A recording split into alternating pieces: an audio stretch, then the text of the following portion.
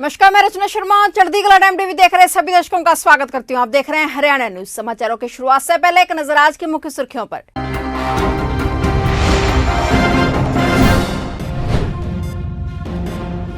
राज्यपाल दत्तात्रेय ने कुरुक्षेत्र के धार्मिक स्थलों का किया भ्रमण, कहा धर्म नगरी का विश्व स्तरीय तीर्थ के रूप में होगा विकास। कोरोना के चलते हरियाणा सरकार भी नहीं देगी कांवड़ यात्रा की अनुमति, जल्द हो सकते हैं आदेश जारी। किसान नेता बलदेव सिंह सिरसा का आमरण अनशन जारी, किसानों की रिहाई की मांग को लेकर धरने पर बैठे किसान।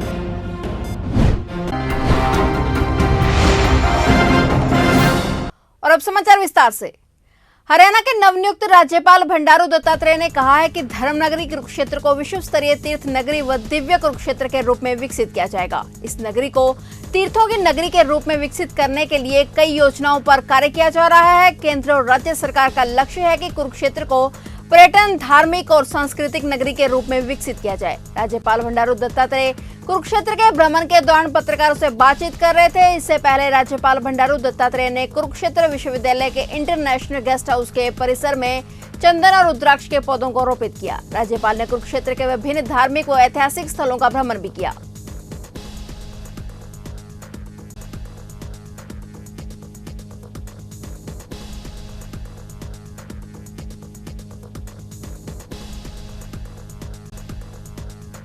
प्रमाण स्वीकार होने के बाद मैं पहली बार ये वीरों की भूमि कुरुक्षेत्र, महाभारत का जो युद्ध यहाँ हुआ था, उस पवित्र क्षेत्र में पहले आना, दर्शन कर लेना समझकर मैं देवभूमि से अभी युद्ध भूमि को है। अब ये कुरुक्षेत्र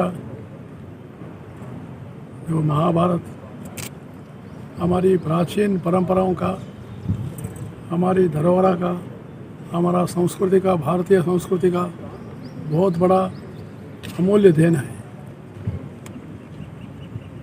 महाभारत एक ऐसी चीज़ है, कोई मज़हब से ताल्लुकात नहीं है,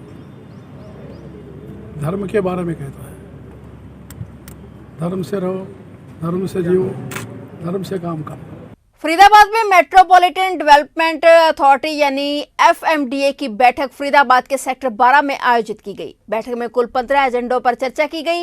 इन मुद्दों में मुख्य रूप से जिले में पानी की समस्या, एनआईटी से ग्रेटर फरीदाबाद की कनेक्टिविटी, अवैध टैंकरों व Faridabad Gurugram inter bus service के साथ साथ कोरोना की तीसरी लहर से निपटने की तैयारियों पर चर्चा हुई। बैठक में कुछ ऐसे एजेंडों पर मुख्यमंत्री मनोहर लाल ने निर्णय लिया तो कुछ मुद्दों को अगली बैठक तक लंबित रखा गया। इस मौके पर केंद्रीय राज्य मंत्री कृष्णपाल गुर्जर, कैबिनेट मंत्री मूलचंद शर्मा, विधायक राजेश नागर, नरेंद्र गुप्ता, नैनपाल रावत, सीमा त्रिखा सहित एफएमडीए से संबंधित अधिकारी व सदस्य मौजूद रहे। मित्रों, देखिए, फरीदाबाद मेट्रोपॉलिटन डेवलपमेंट अथॉरिटी की आज दूसरी मीटिंग हुई है और इन प्रारंभिक बैठकों में लगातार प्रयत्न यही रहता है कि फरीदाबाद के नागरिकों को, यहाँ की जनता को कैसे एक अच्छा व्यवस्थाओं का आभास हो और कैसे उनके जीवन को ज़्यादा से ज़्यादा सुखमय बनाया जा सके, ऐसी व्यवस्थाओं का विचार किया जाता है, चाहे वो इंफ्रास्ट्रक्चर की हों, चाहे वो आईटी से बेस्ड सारी व्यवस्थाएँ हों। तो आज ऐसे कुल मिलाकर 15 एजेंडाज थे, तो 15 के 15 एजेंडाज के ऊपर चर्चा हुई। कुछ निर्णय भी हुए, कुछ आगे के लिए डेफर भी किए गए, कुछ अगली मीटिंग में फिर उनको लेकर के आएंगे। मुख्य रूप से पानी का जो आज विषय बहुत महत्वपूर्ण एक निर्णय किया है कि आने वाला जो 1 अगस्त यानी आज से 15 दिन बाद यहाँ जो पानी है वो 60 mld पानी की सप्लाई और बढ़ाई जाएगी, यानी 6 नए रिन्यूअल शुरू हो जाएंगे और इससे रिन्यूअल की जो संख्या है पहले 16 थी 22 हो जाएगी और जिससे 180 mld पानी जो है वो कुल मिलाकर के उसकी आपूर्ति होगी। तो एक पानी की जो छोटी मोटी कठिनाई जहाँ जिस भी क्षेत्र में है वो उससे पूरी होगी। किसानों की रिहाई की मांग को लेकर लघु सचिवालय के मुख्य गेट पर किसानों का धरना आज भी जारी है। धरने पर किसान नेता बलदेव सिंह सिरसा आमरण अनशन पर बैठे हुए हैं। अनशन का दूसरा दिन है। आज बलदेव सिंह सिरसा का मेडिकल करवाया गया। किसान नेताओं का कहना है कि मेडिकल कल करवाना चाहिए था। वहीं प्रशासनिक अधिकारियों का कहना है कि वे कल भी 2 बार मेडिकल टीम लेकर आए थे और उन्होंने मेडिकल करवाने से मना कर दिया था। आज उनका मेडिकल करवाया गया है। वहीं किसान नेता बलदेव सिंह सिरसा ने कहा है कि किसानों की रिहाई तक उनका ये अनशन जारी रहेगा और उन्होंने कहा कि हमारा आंदोलन शांतिप्रिय ढंग से चलेगा।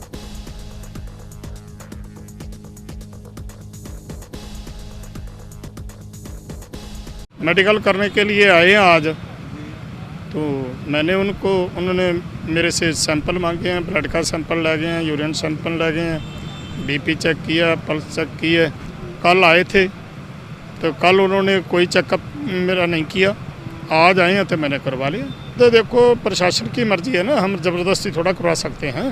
हम तो बैठना था बैठ गए, बाकी तो प्रशासन की है ना जिम्मेवारी, सरकार की जिम्मेवारी होती है। अब आगे क्या रहेगा? आगे मैं बैठा हूँ, या तो हमारे जो 500 आदमी जेल सरसा जेल में बैठे हैं वो रिहा होंगे या मेरी मौत होगी, और क्या इसके बगैर और क्या। आज क्या है, मैं तो सिर्फ नौजवानों के मतलब कि एक उनको संदेश लेने के लिए बैठा हूँ कि ये जो हमारा आंदोलन है हम तब जीत सकते हैं जेकर इसको शांतमय रखेंगे। जैसे कि हमने शांतमय शुरू किया था, शांतमय रहा है, आगे भी इसको शांतमय रखेंगे। सिरसा में एक बंद पड़े मकान से लाखों रुपए की नकदी और गहने चोरी होने का मामला सामने आया है। चोरी की घटना सिरसा की पुरानी हाउसिंग बोर्ड कॉलोनी की है, जहां मकान मालिक रमेश कुमार की बेटी की शादी कल रात की थी और सारा परिवार बेटी की शादी में एक मैरिज पैलेस में रस्मों में व्यस्त था। तभी पीछे से चोरों ने मौके का फायदा उठाकर चोरी की बड़ी वारदात को अंजाम दिया। चोरी करने वाले चोरों की फुटेज पड़ोस के घर में लगे सीसीटीवी कैमरे में कैद हो गई। मकान मालिक रमेश कुमार ने बताया कि उनके घर से करीब 7.5 लाख की नकदी और करीब 4 तोले सोना चोरी हो गया है। फिलहाल मकान मालिक रमेश कुमार ने पुलिस को चोरी की सूचना दे दी है, जिसके बाद पुलिस ने फिंगरप्रिंट्स की मदद से साक्ष्य जुटाने शुरू कर दिए हैं। पुलिस ने मकान मालिक की शिकायत पर अज्ञात चोरों के खिलाफ मामला दर्ज कर जांच शुरू कर दी है।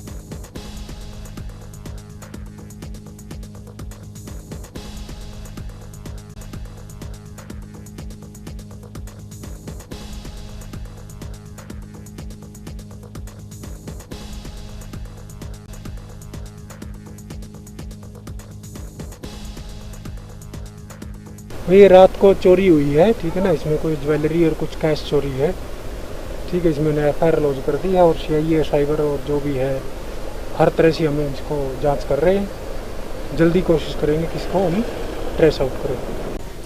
हम गुड़िया की शादी थी, हाँ जी, हम शादी में गए हुए थे, तो रात को घटना हुई, चोरी हो गई। कोई टाइम होगा करीब 3 के लगभग, 3 पौने 3 बजे। हम 2:15 बजे घर आए हैं। फ्रूट का डब्बा, फ्रूट ले गए, लड्डू का डब्बा ले गए। अब 2:22 पे जाता हूँ मैं, उसके बाद चोरी होती है।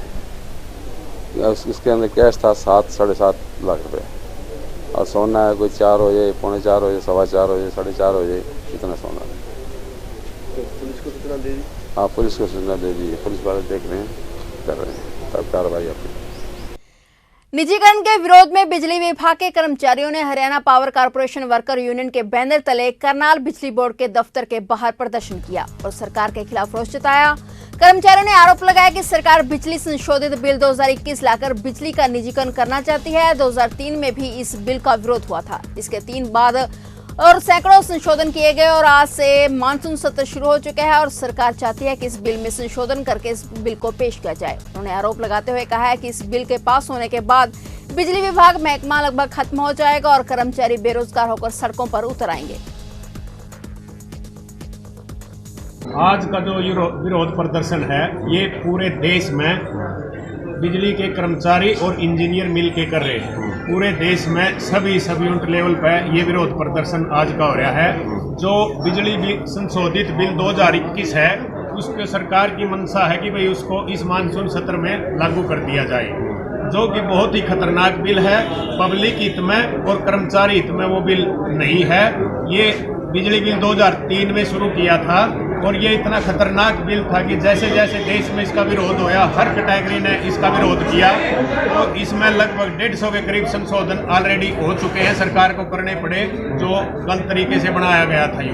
उसके बाद फिर अब 2021 में सरकार की मंशा फिर इसको संशोधन करके लागू करने की है, जिसमें आम आदमी की लगभग हर सब्सिडी खत्म हो जाएगी और बिजली जो है प्राइवेट हाथों में चली जाएगी। निसिंग के गांव डाचर से इच्छापुर की तरफ जाती सड़क के बीच से गांव बदनारा की ओर जाने वाली सड़क पर पानी की निकासी न होने से गांव डाचर के लगभग 300 एकड़ में लगी धान की फसल पानी में डूब गई। ग्रामीणों और किसानों का कहना है कि यह सड़क मार्केट कमेटी के द्वारा बनाई गई थी और इस सड़क पर पानी की निकासी के लिए सही तरीके से पाइप नहीं लगाए गए। जो कि पाइप लगाए गए हैं वह भी खेतों से ऊंचे लगाए गए हैं और हमारी प्रशासन से अपील है कि सड़क पर 2-3 पुलिया बनाई जाए और पाइप बनाई जाए ताकि पानी आसानी से आगे निकल सके और हमारी फसल बर्बाद होने से बच सके। पहली बरसात हुई है और जो पानी पीछे से आया है, सड़क ऊंची होने के कारण जो प्रशासन के द्वारा सड़क बनाई गई है, ऊंची बनाई गई है, लेकिन पानी की निकासी का कोई प्रॉपर जो प्रबंध नहीं है, उसकी वजह से जो पानी है वो रुक चुका है।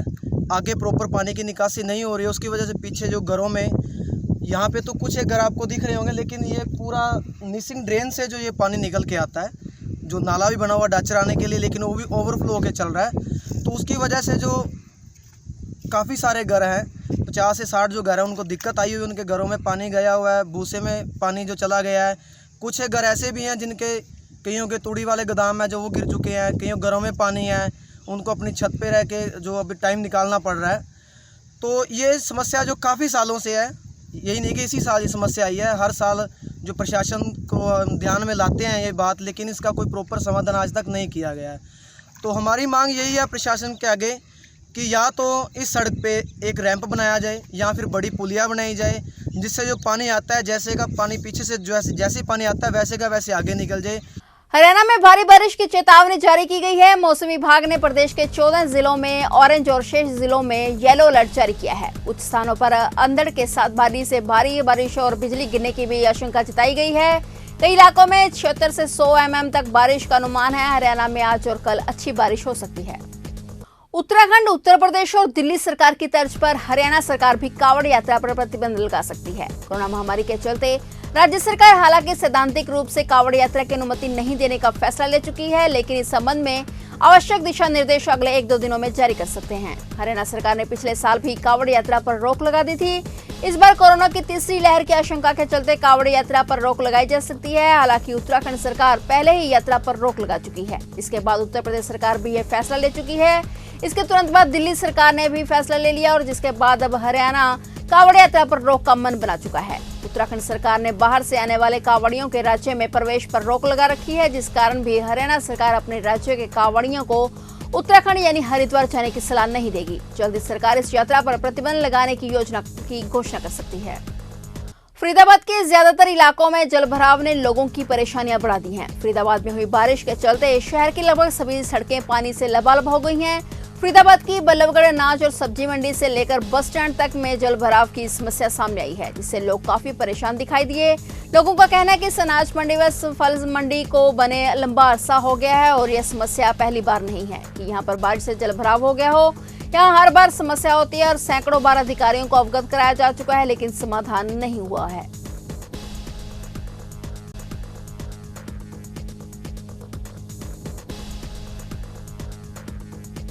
क्या नाम है जी आपका?